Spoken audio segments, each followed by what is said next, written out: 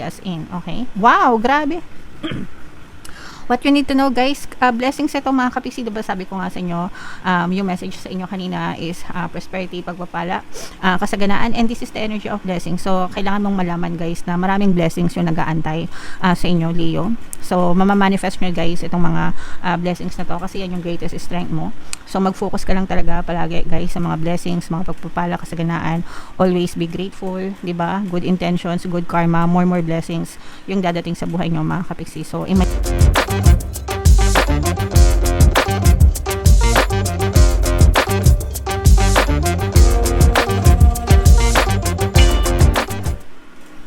hello guys, hello Leo. Welcome back to Pinoy Pixie Tarot. Ang pamagat ng episode natin for tonight is story mo ba to? Ito isang timeless reading mga kapiksi para sa Leo, Sun, Moon, Rising, Sign, and Venus.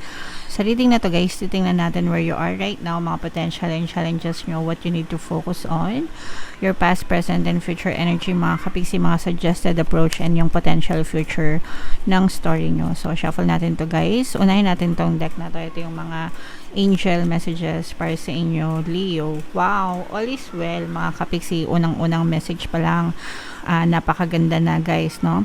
Everything is happening exactly as it is supposed to, with hidden blessings. You will soon understand. So, okay lang lahat yan, guys. Okay lang lahat ng na-experience nyo, mga kapiksi, whatever that may be, negative man or positive, mga kapiksi. At the end ng journey na yan, there are hidden blessings, no? Na ipagkakalob sa inyo ni universe, diba? Kaya nga tayo merong kasabihan, there's a rainbow after the rain. And at the end of the rainbow, there's a pot of gold, mga kapiksi. So, yung pot of gold na sinasabi, yun yung mga blessings, hidden blessings na nakalaan para sa inyo, Leo. Okay? So, persist lang, guys. Huwag mawala ng pag-asa. Huwag panghinaan ng loob, mga kapiksi. Yung next message for you, Leo. Moon cycles, ito napakagandang message din ito. Notice how the moon affects your energy and manifestations and capitalize upon this cycle. So, makinig tayo dun sa ating mga emosyon, mga kapiksi, kung ano yung nararamdaman natin because basically yung ating emosyon, sumusunod lang yan palagi guys sa pattern of thoughts natin. Ibig sabihin, kung maganda yung iniisip mo, maganda din yung nararamdaman mo. Kung negative yung iniisip mo, mga kapiksi, negative din yung nararamdaman mo. So, kapag ka nakaramdam ka na ng nega, itanong mo na sa sarili mo, ba't ganito yung nararamdaman ko? Anong iniisip ko? Okay? And then, kapag na-realize mo kung ano yung iniisip mo, ask yourself again, bakit ko to iniisip, di ba? Makakatulong ba sa akin to or makakasama? Anong ambag nito sa buhay ko, di ba? Kung makakasama lang din naman sa inyo, guys, by all means, huwag nyo nang isipin, di ba? Tigilan nyo na and then mag-focus kayo, i-divert nyo yung attention nyo sa mga magagandang bagay, magagandang sitwasyon, mga kapiksi. Okay? Alright. So, yan yung another message for you. And another one, Leo. Wow, grabe, prosperity. Sabi ko naman sa inyo guys, no, magiging ma-okay din ang lahat, di ba? May hidden blessings. And ano yung hidden blessings guys? Prosperity, mga kapiksi, okay? So, your material needs are provided as you follow your intuition and manifest your dreams into reality. So, palagi ko nga sinasabi sa inyo guys, you can be, do, and have anything that you want in your physical reality. Kahit ano, pwedeng mag-manifest guys. Tinuturo ko yan, no? Kaya nga ako may mga available na courses. Tinuturo ko yan kung paano nyo siya ma-experience sa buhay nyo. Kasi na-experience ko na siya.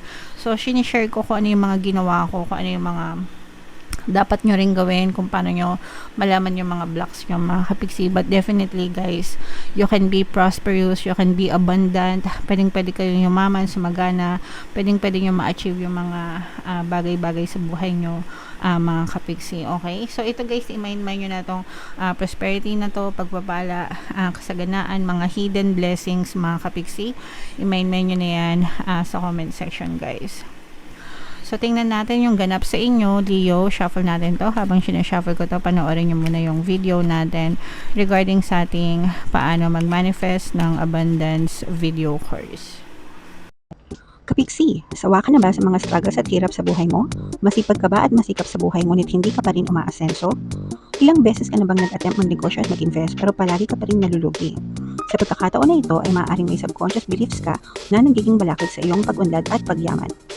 Introducing, paano mag-manifest ng abundance video course. Dito ay matututunan mong ma-overcome ang mga balakid mo para tuluyan ka ng umunlad, umasenso, sumagana, maging matagumpay, successful at maswerte sa iyong kabuhayan, pera, trabaho, negosyo sa lapi at kaperahan ng bonggang-bongga. Dali, mag-send na ng email sa pinoypixitaro@gmail.com at simulan na ang iyong pagyaman ngayon. Hello guys, hello Leo. So sa lahat ng gustong mag-avail ng course guys, naka-flash sa screen nyo.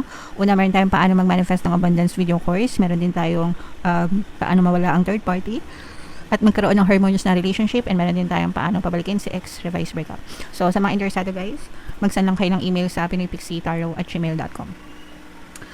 So, kung ano na lang yung makaresonate sa inyo, Leo, take that message kasi hindi lahat ng mensahe ay magre-resonate sa inyo, mga kapiksi. So, where you are right now, guys, naghahanap, yung iba sa inyo, guys, naghahanap pa kayo ng mapagkakakitaan or iba pang mga sources of income, mga kapiksi. Pero, nandito yung focus ng attention nyo, no, sa kaperahan, kaganhawahan, kasaganaan para sa buhay, mga kapiksi, okay? Parang meron kayong mga pinapangarap, mga bagay na gusto nyong gawin in terms of money, career, business, ganyan. And potential and challenges, this is more on potential guys. Malayo pa yung mararating nyo sa buhay kasi you are a very responsible person, no? Ibig sabihin talagang you're taking accountability, you're taking charge of your destiny, no? Talagang nagiging responsable kayo sa buhay nyo, mga kapiksi. Kaya definitely malayo talaga yung mararating nyo sa buhay, mga kapiksi. What you need to focus on guys, no, kagaya nga nung sinabi natin kanina, yung emotions nyo, mga kapiksi, you have to listen to your emotions guys, no, kasi yan yung magsisilbing gabay sa inyo, guys, kapag ka feeling nyo down kayo, negative kayo, di ba, tapikin nyo na agad yung sarili nyo, kausapin nyo yung sarili nyo guys, talk to yourself, no, bakit ko to nararamdaman, anong naiisip ko, and then by all means, palitan mo yung i-divert mo yung attention mo, yung isip mo sa ibang bagay para maging positive ka. So you have to use your emotions wisely, mga kapiksi, no? Magiging gabay mo yan, guys, as in. Alright? And in your recent past, mga kapiksi, no, maganda naman yung status ng inyong karera, maganda naman yung status ng inyong kaperahan. Actually, in your recent past, guys, parang feeling ko may mga nakakatulong naman sa inyo when it comes to money. Pero parang feeling ko right now, parang gusto nyo maging independent ba? Parang gusto nyo subukan na tumayo sa sarili nyong mga paa.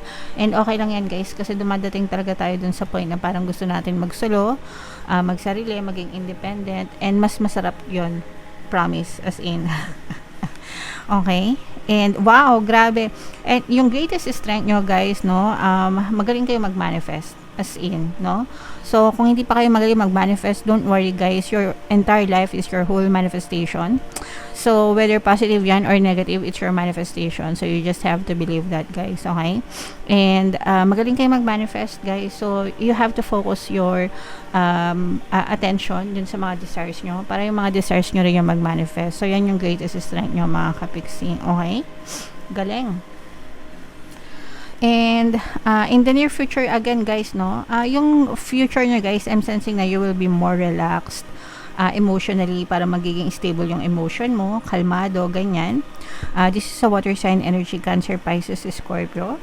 And kagaya nga nung sinabi ko kanina, di ba, you have to focus on your emotions, and in the future, parang mapapractice mo yan, mga kapiksi, magiging expert ka when it comes to your emotion, very kalmado, very peaceful, mga kapiksi, parang kayang-kaya mo nang kontrolin yung emotion mo in the future guys, para maging favorable palagi sa inyo yung mga sitwasyon. And yung suggested approach guys, this is karma, mga kapiksi, no? Whether good karma or bad karma, always focus dun sa good intentions, mga kapiksi, para mag-multiply din yung good karma na babalik sa inyo. It's the same with bad karma guys, no? Kapag bad intentions, malaki din yung balik sa inyo. So make sure na always do good intentions, mga kapiksi, para mas lalo pang umunlad, gumanda yung inyong pamumuhay guys, okay? Iba yung balik ng karma, mga kapiksi, as in, okay? Wow, grabe. What you need to know guys, blessings ito mga kapiksi, diba sabi ko nga sa inyo, yung message sa inyo kanina is prosperity, pagpapala, kasaganaan, and this is the energy of blessing. So, kailangan mong malaman guys na maraming blessings yung nag-aantay sa inyo, Leo. So, mamamanifest nyo guys itong mga blessings na to kasi yan yung greatest strength mo. So, mag-focus ka lang talaga palagi guys sa mga blessings, mga pagpapala, kasaganaan. Always be grateful, di ba? Good intentions, good karma, more blessings yung dadating sa buhay nyo mga kapiksi. So, i-mind mo na yan. Blessings na yan and prosperity na yan sa inyong buhay mga kapiksi. Your hopes and fears, this is more on fears mga kapiksi kasi for some of you parang may mga times na nagdududa kayo or may mga times na parang nalalabuan kayo, you're still searching, and okay lang yan guys kasi ganun naman talaga, minsan may mga hinahanap tayo, di ba? Minsan hindi talaga malinaw yung isip natin, so medyo nagiging challenge yan sa inyo or nagiging source of fears nyo mga kapiksi, pero this can also be a source of hope para sa inyo na kung nakaya ng iba guys, magagawa nyo rin, no? So yeah, wag kayong matakot mga kapiksi, face your fears guys, alright? Excuse me. Sorry guys. And in the near future or potential future mga kapiksi, no, magpahinga din kayo, magkakaroon kayo ng time na makapagpahinga kasi you will be so blessed mga kapiksi. Parang yung mga blessings mo, it will automatically work for you. And makakapagpahinga ka na, kumbaga makakapag-chill ka rin kahit papano in the future mga kapiksi, na hindi ka na masyadong mag-worry, hindi ka na masyadong mamamroblema sa buhay nyo because you will be so blessed guys, okay? So guys, again, no, i-mind nyo na itong mga prosperity na to, itong mga blessings na to, kasaganaan na to, itong mga manifestation guys kasi magaling talaga kayo sa manifestation, and even this good karma mga kapiksi. So bunot lang tayo ng isa pang card para sa inyong additional message guys.